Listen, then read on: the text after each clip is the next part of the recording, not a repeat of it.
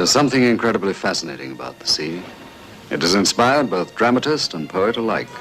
It can be beautiful, somber, dangerous, and deceptive, a friend or a foe, hiding its dark secrets in its fathomless depths.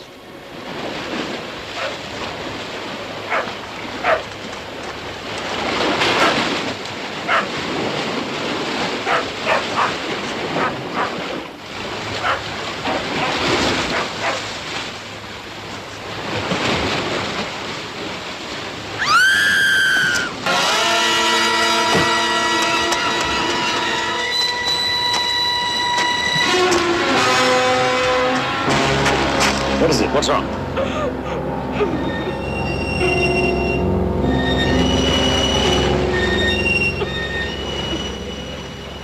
Go on, wait in my car. I'll cope. Look at the hand, the ring. It's him. Who? My uncle. He was missing for a week. He looked. Now, go on, wait in my car. I'll look after things. Go on. You. I'm sorry, but who are you? Simon Templar.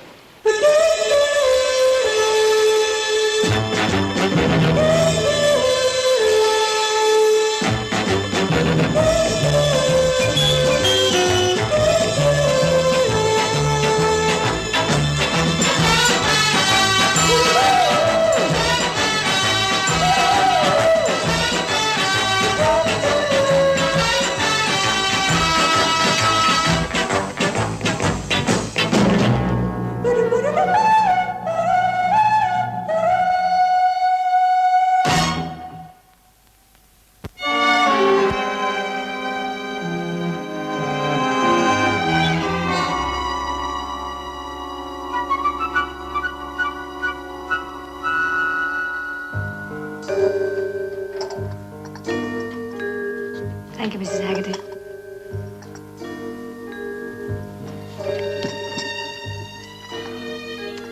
It's very cooperative of you, Mrs. Fleming, to let me go through your husband's private papers. Did he seem at all worried or depressed about anything? What do you mean, Inspector? Do I think my husband committed suicide? Do you? Well, he hadn't been happy for some time. As you can see from the account, the Fleming fishing fleet hadn't been doing well for quite a while.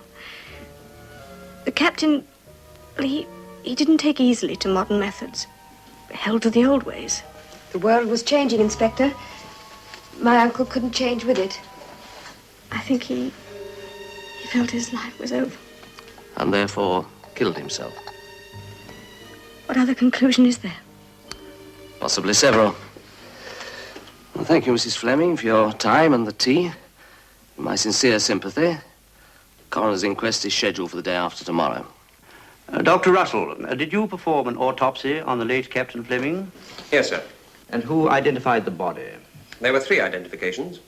The deceased's widow, Mrs. Arlene Fleming, his nephew, Mr. Andrew Carter, and his niece, Miss Diana Fleming. Positive identification was difficult because of the condition of the body, which had been in the sea for 6 or 7 days. A tattoo mark on the right forearm and a distinctive signet ring on the 5th finger of the left hand were positively identified. Was alcohol found in the body? Yes, sir. The deceased must have been highly intoxicated just before his death. There was water in the lungs?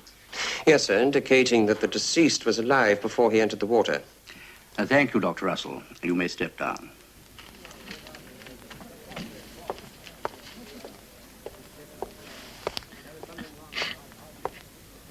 In the case of Captain Charles Wallace Fleming, the means of his death have not been determined. I therefore record that this court returns an open verdict of death by drowning in unknown circumstances which have yet to be determined.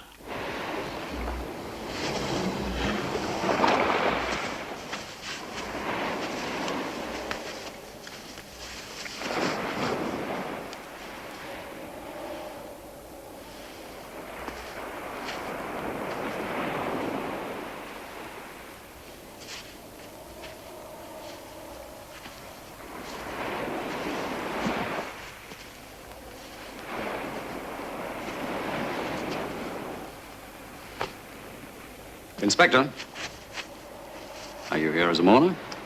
I'm here as a policeman. Mrs. Fleming. Mr. Ballard, did you come here to sympathize or to gloat? Your husband and I had many differences, Mrs. Fleming, but I deeply regret his death. I'm sure you do.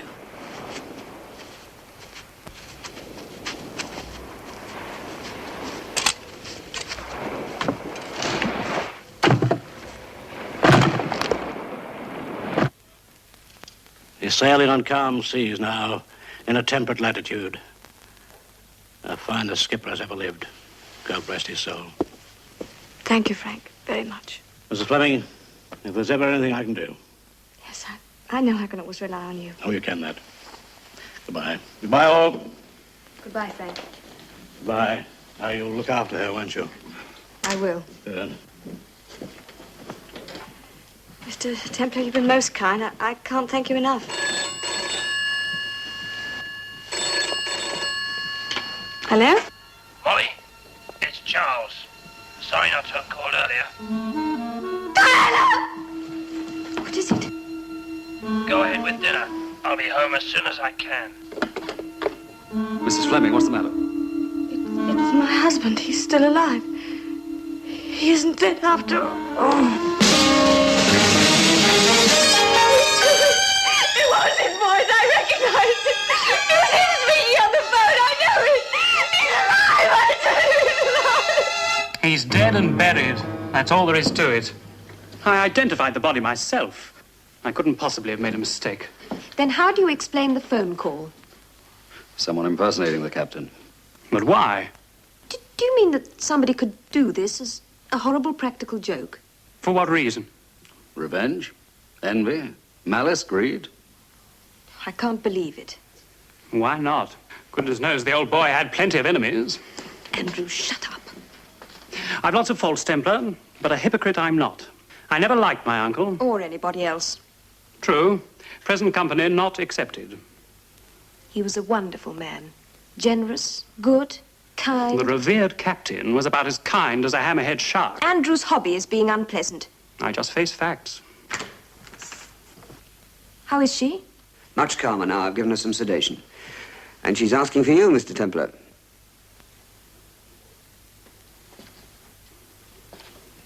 Yes, of course, you're right. He couldn't possibly be alive. It would have been easy enough to record his voice by planting a device in his office. But who? Someone who hated you or hated him. The captain was greatly loved and respected by everyone who knew him. Except perhaps Mike Ballard. Ballard Fisheries? Yes, he owns about 40 trawlers. My husband's biggest competitor. Recently, he tried to buy us out. And your husband refused? Yes. There's always been jealousy, rivalry between them. I can't think Mike Ballard would... It's too grotesque. Mrs. Fleming, tell me again what happened that night. I heard it all in court. You could have forgotten something. Please. Well, he came home at about 6 o'clock for dinner. Later, about 7:15, he said he was going down to the Crown and Anchor for a drink with the boys. He said he'd be home about 11. When it got to 1:30, I began to worry. I phoned round to his friends, but nobody knew where he was. Then I phoned Dr. Ormsby. Why Dr. Ormsby? Because I was treating him for a slight cardiac condition. Nothing serious, but it's the sort of thing that has to be watched in a man of his age. Mrs. Fleming thought he might have had an attack somewhere. Thank you, Andrew. We drove to Pier 12. 4 of the Fleming trawlers were in port that night, and the captain sometimes went on board to see the men after he left the pub. But he wasn't on any of them, so we just came home. What time was that? At about 3. I checked with the hospitals, no result, so I rang the police. Doctor, were you satisfied with the coroner's report? Well, an open verdict's never satisfying. Well, there you are. Do you really think somebody knocked the old boy off? Why do you talk like that? It's a simple question. Not a simple answer. Well, I must be running along. I'll pop in again this evening. Give her something to make sure she sleeps. Thank you, Doctor. I'll see you out.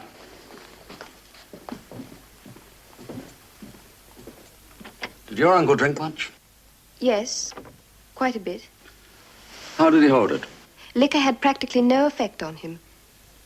That's why I can't believe he'd get so drunk he'd fall into the water. Well, I'd better be getting back to the hotel. I'm staying at the Preston. I'm going to do a little snooping around, maybe find out a few things.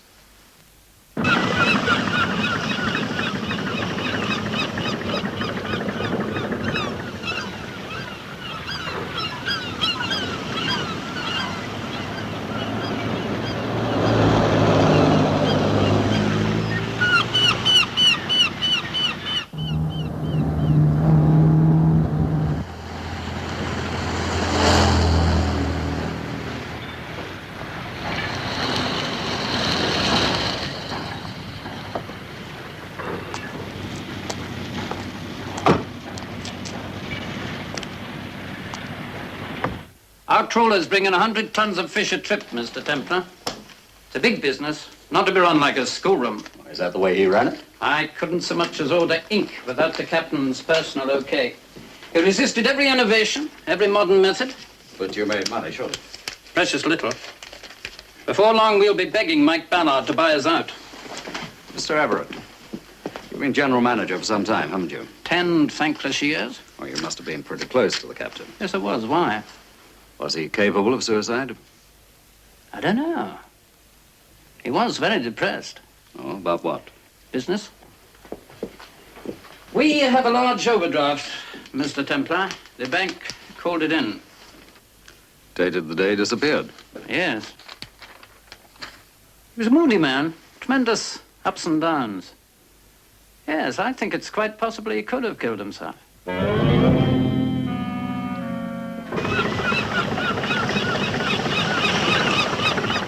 Captain was the finest man I ever drew breath. You and he had been friends a long time. Aye, since we were deckhands together. A fuzz just sprouting on our chins. 16 we were, first voyage. 40 years I served with him. Trawling off Iceland, Spitzbergen Bank. Guts, the captain had miles of them. I've seen in a net hook. Bury his leg to the bone and him not even wince. Every man that knew him loved him. Except Mike Ballard. Ballard sabotaged the Mary Dean. An all-free stern trawler. The captain's pride and joy she were. Sank it did.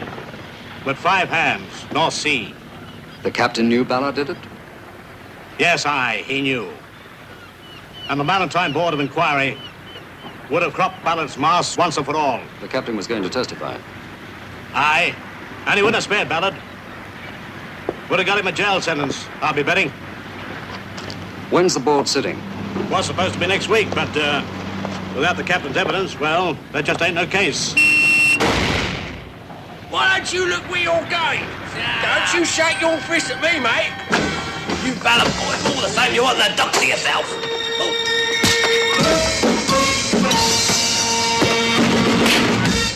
Like dogfish, aren't they? Fighting over nothing. Been like that for 3 years now. The Ballard camp against the Fleming camp. Yeah, you know, in the old days, we all used to be mates, no matter who we worked for. Every night, the Ballard crews and the Fleming crews to go to the Crown and Anchor. And good times we had, too. Then the bad feelings came. Now the Ballard boys wouldn't be seen dead in the Crown and Anchor. They go to the Four Bells. Oh, why can't people get along? I've got a question for you. Yeah? Why would John Everett be using a pay telephone? When he has a perfectly good phone in his office.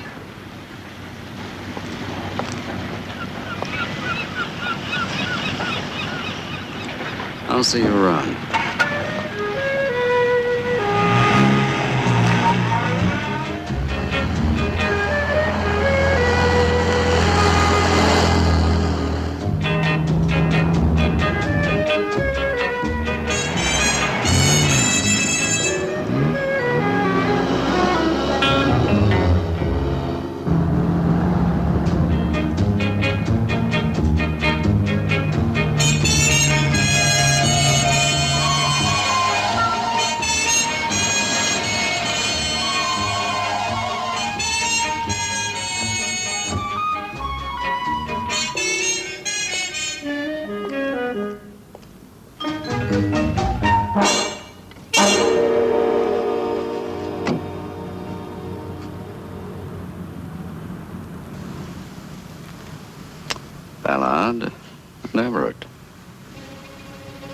suicide.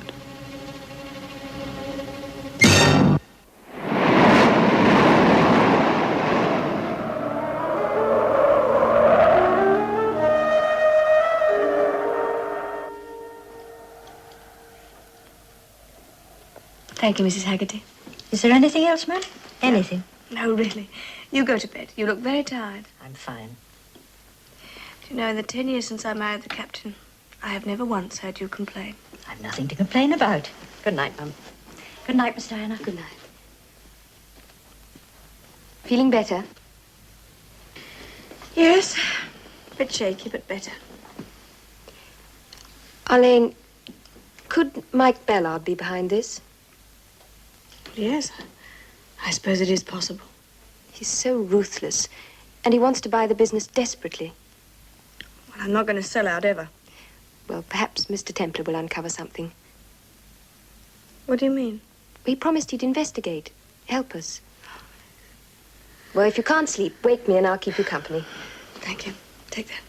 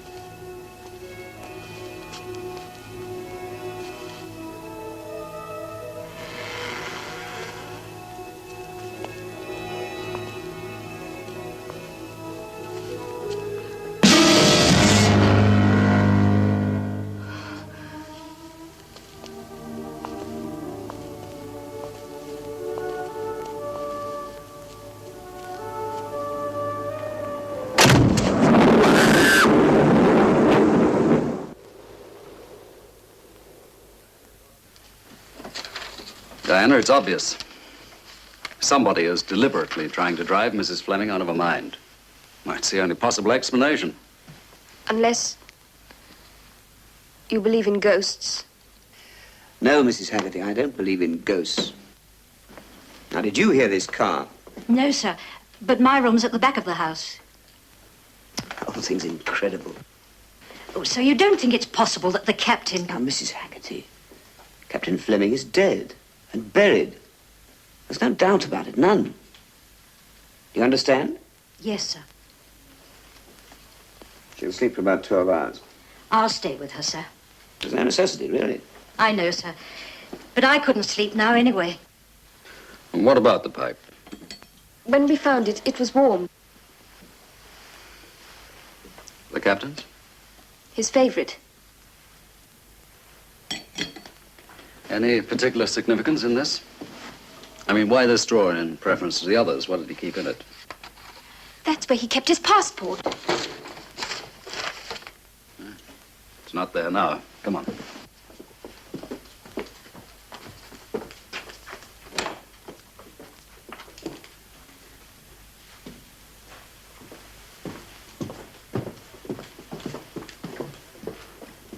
Diana, was this your uncle's too? Yes, he often wore it. Doctor, how is she? I've given her massive sedation. In all my years of practice, I've never seen such hysteria. She can't stand any more. She must get out of this house, anywhere. South of France for a couple of weeks. I tell you, if anything like this happens again, I can't be responsible for her sanity. Is she alone? Mrs. Haggerty's with her. She should sleep through the night, but if by any chance she does wake up, just give me a call at once, will you? Thank you, Doctor, very much. Good night. Good night. Good night, Templar.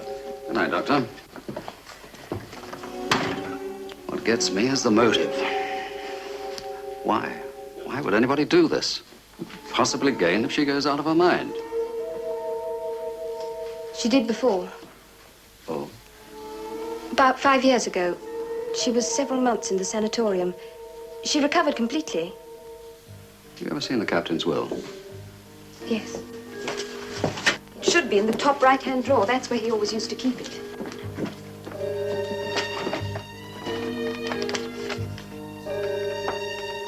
Thank you.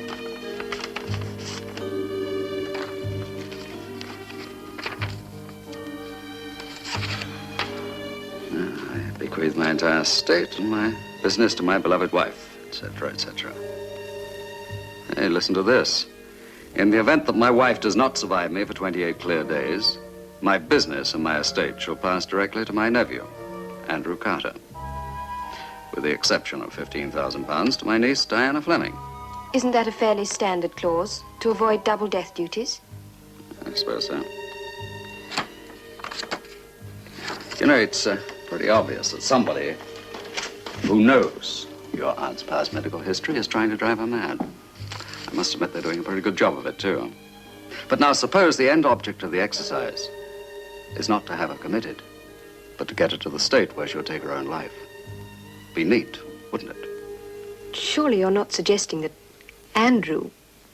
Andrew is the heir apparent.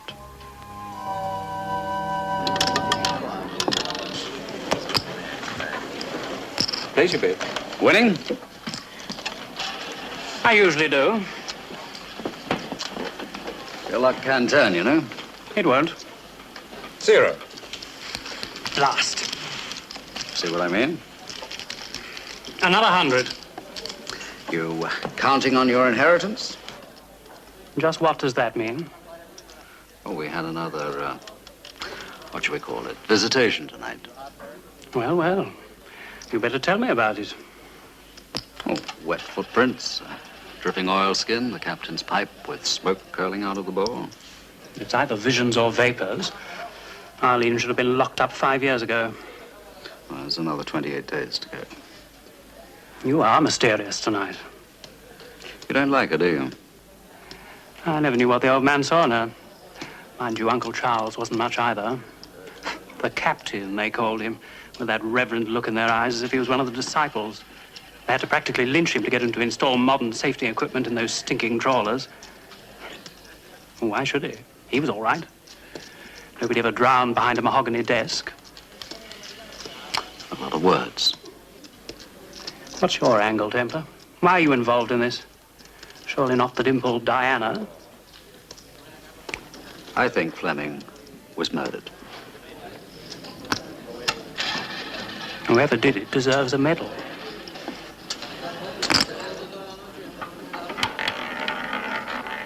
No more bets.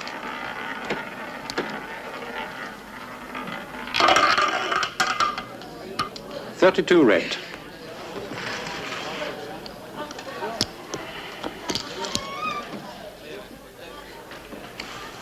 Thank you, sir. Thank you. Place your bets, please. Thank you. Oh, cheer up. I may hang something on you yet.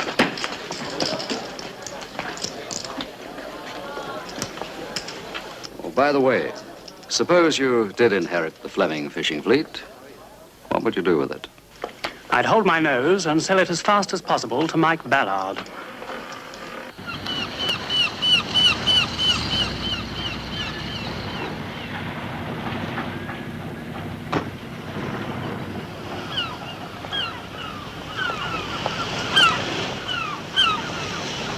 Morning, Ballard. Hello, Templar. What's on your mind? Theories, all sorts of them. Concerning me, maybe? You and the late Captain Fleming. Fine man, the captain. Come on now, Ballard. Everybody knows how you felt about him. Are you trying to say something? The Maritime Board of Inquiry. What about it? Do you suppose it'll amount to much without the captain's testimony? Wouldn't have amounted to much with the captain's testimony. That's where you're wrong. He had nothing on me. Nothing. Oh, but he had. And he wrote it all down. 6 sheets of single-spaced type. I found it in the desk in his study. Full of very ominous words. Such as? Ballard. Sabotage. Lies. The commission won't think so. They'll blow you right out of the water into a nice little cell. Don't forget 5 men lost their lives when the Mary Dean sank.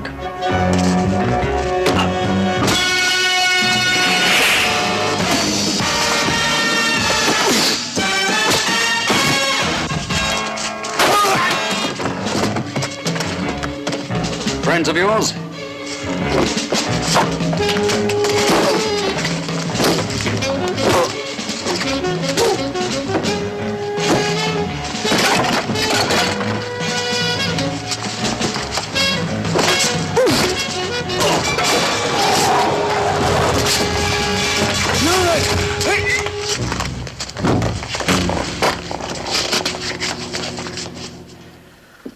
Fist fights on the docks are nothing. What I'm interested in is what you and Ballard were fighting about. Inspector, you know what we were fighting about. Fleming's death. Murder. Or suicide. But nobody saw him on the dock that night. Nobody saw him jump. The blow the pathologist mentioned could have been delivered anywhere. Oh, sure. Perhaps at the Four Bells. The Four Bells? Well, his wife said he went to the Crown and Anchor. He didn't that night. That's important. The Four Bells is exclusive Ballard territory. Fleming crews go to the Crown and Anchor. So why the sudden switch? Why did the captain drop into the pub that was reserved and roped off for the opposition? Answer, he was looking for Mike Ballard. Possibly. Who has a 100% gold motive for killing him. Yes, I know. The Maritime Board of Inquiry. And then there's another one with a motive. His nephew. Andrew Carter? He inherits. You're mistaken. Mrs. Fleming inherits. You wait to see.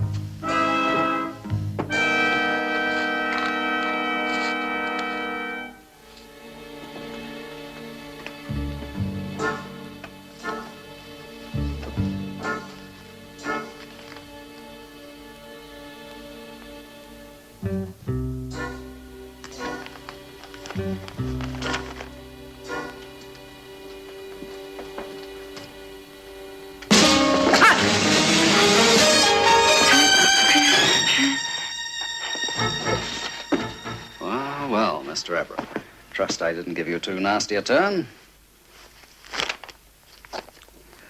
Ballard put you up to this? Yes. Which means he did sabotage the Mary. No, not exactly.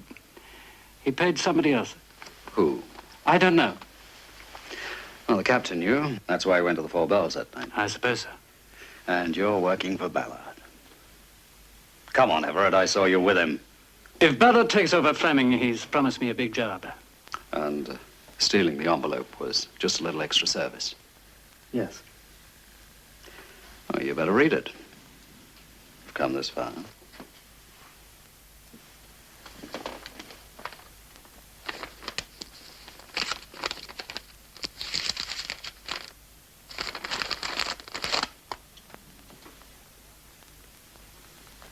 Blank paper.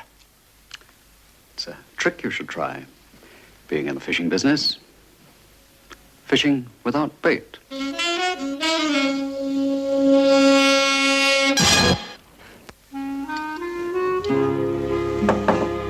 Come in. Mr. Templar. Mrs. Haggerty, I wonder if I could have a couple of words with you. But of course, sir. Won't you sit down? Thank you. Can I offer you a cup of tea? No, thanks. You knew the captain very well, didn't you? I've worked in this house nearly 20 years. Yes, I knew him. What sort of man was he? Moody, sir. Terribly moody man, and that's a fact. Up on the mountain tops or in the depths. I remember the night the Mary Dean went down. He took it badly? Broke his heart. He cried, Mr. Templar, like a child. It was shattering to see the captain with tears running down his cheeks. And for days afterwards, he didn't speak. It hit him that hard. Then you think he could have killed himself? Oh, no, Mr. Templar, not the captain. Well, why do you say that? Well, I just knew him. He wouldn't have given in, not like that. He was too determined to find out what really happened to the Mary Dean. My belief is, Mr. Templar, he did find out.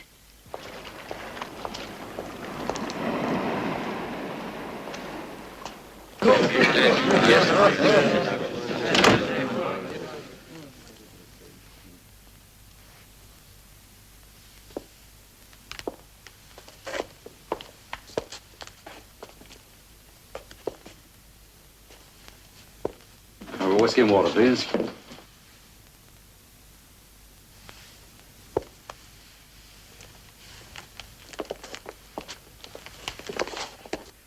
The last time Captain Fleming was seen alive, as far as we know, was in this pub. Maybe by you. Or you. Or you. Look, all I'm after is the truth.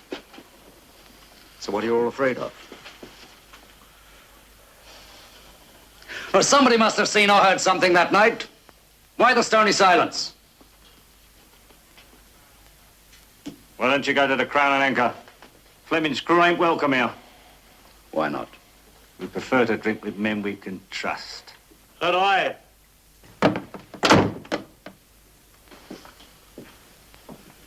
I'll be honoured, Templar, if you join me in a drink. Thanks. What is it? Whiskey. A whiskey and a pint, Fred. All right. Well, sit over here, away from the smell of rotten fish.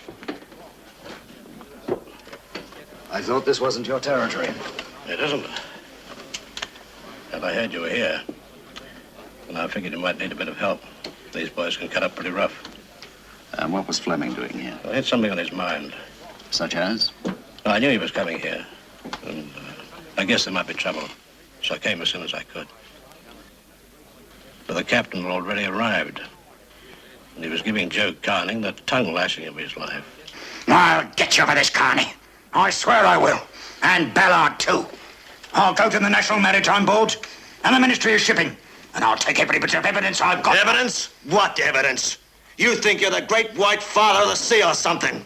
You were on the Mary Dean an hour before she sailed. Prove it. Oh. Hey, come on. Let me go. You're drunk. I'll slit his throat. Come on.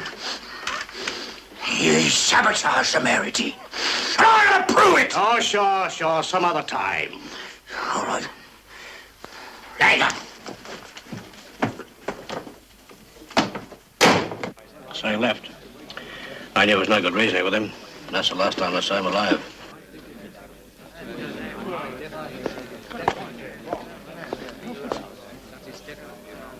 There is something wrong with Oh, what was that all about? Guilty conscience, maybe. Who is he? Joe Carney. Excuse me. There is something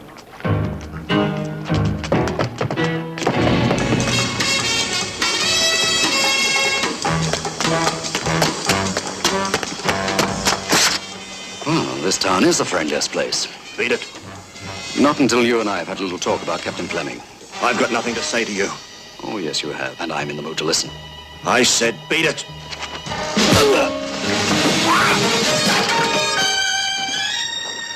I didn't kill Fleming. We just quarreled, that's all. And I... What time did you leave the Four Bells that night? Early.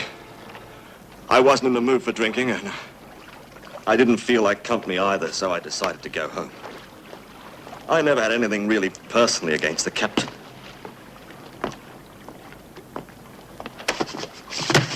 You murderer. Now, Captain, will you stow it? I'm gonna give you the licking of your life. Captain, you're asking for it. You're near twice my age. Now, please, don't make me do it.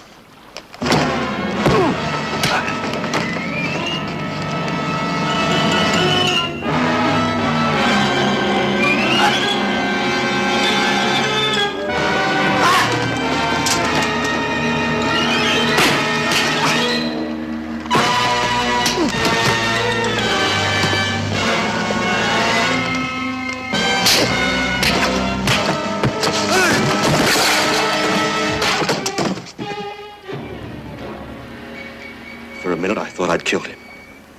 Then I felt his heart and heard him breathing. Templar, I couldn't help it. I didn't want to hit him. But you did hit him. Yes. And did you sabotage the Mary Dean? All I meant to do was wreck the refrigeration system, so his whole catch would go rotten. That's all. Something happened. It must have blown up. I don't know. 5 men drowned. I knew them. I never meant for a second that the ship would... Did Ballard pay you for this? When it foundered, I couldn't take the money. Very noble. Inspector Mitchell will appreciate it. You going to turn me in? You're going to turn yourself in. Yeah. I guess I am. I swear it's been tearing my guts out. But Templar, you've got to believe me about the captain. He was alive when I left him. All right. He was alive when you left him. Is he alive now?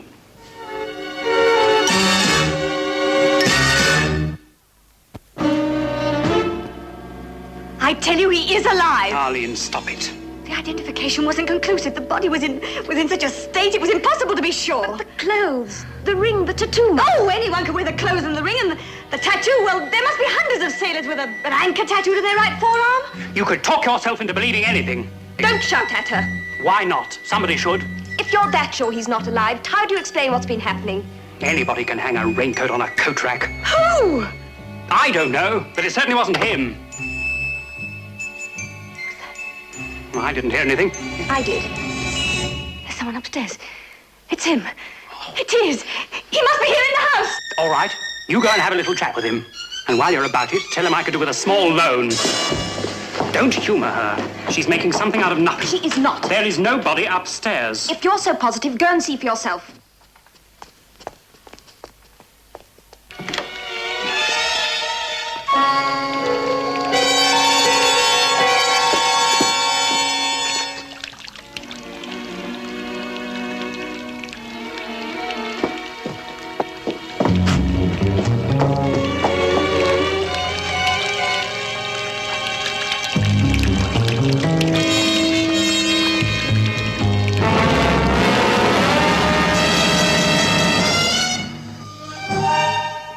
It was no hallucination, believe me. I saw it for myself.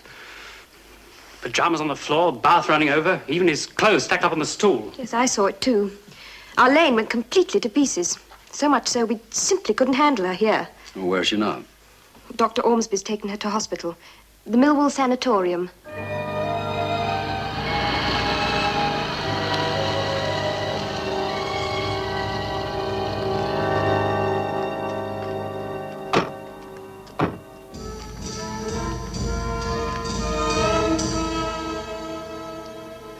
I brought her in. She was on the edge of a nervous breakdown. I gave her a massive dose of sodium amytal, enough to knock an elephant out. You can see her, but I don't think you'll be able to wake her up.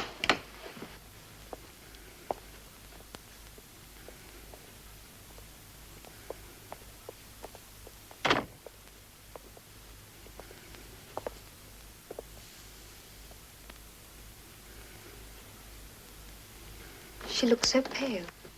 She'll be out for at least 10 hours. And then what? When she wakes up? I honestly don't know. She certainly can't go back to that house. I think she's on the verge of a schizoid break. And when the break actually happens, the patient retreats into a fantasy world of complete unreality.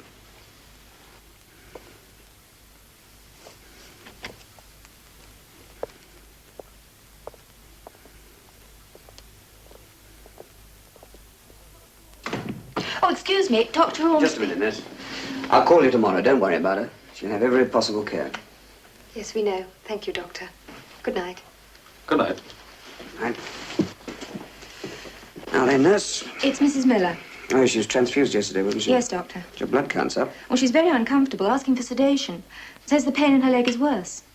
Tell her I'll be in a minute, will you? Yes, Doctor.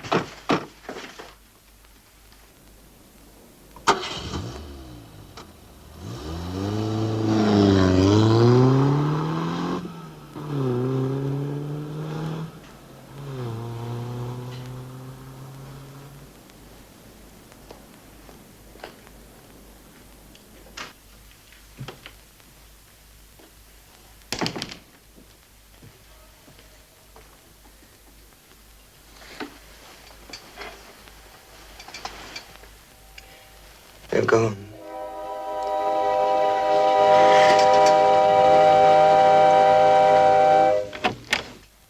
Very romantic. Quite a bedside manner, Doctor.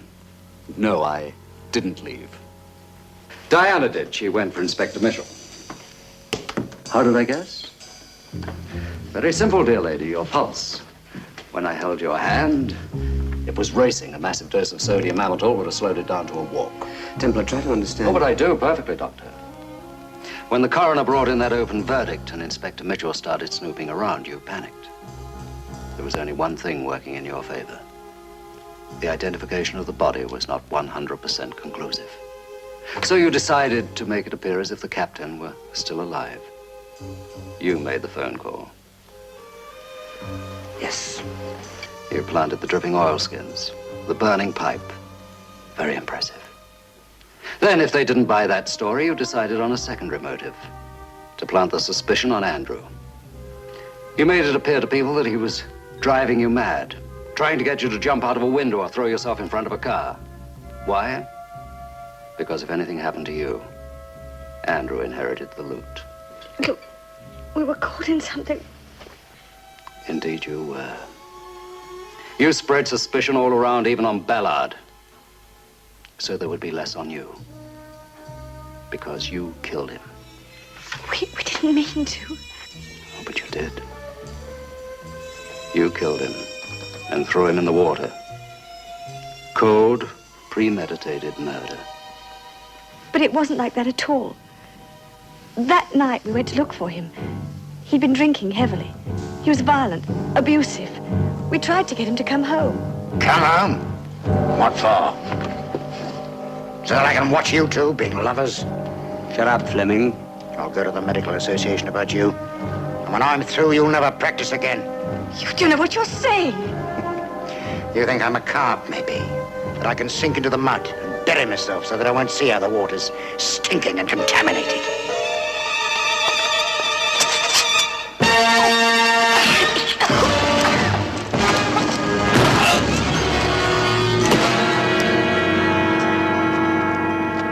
You killed him.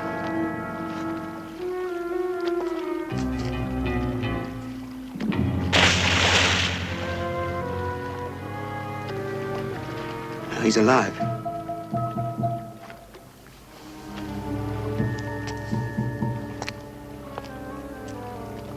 Arlene, you'll ruin me. You'll ruin both of us. No. You hate him? Yes, but I can't. Well, I can.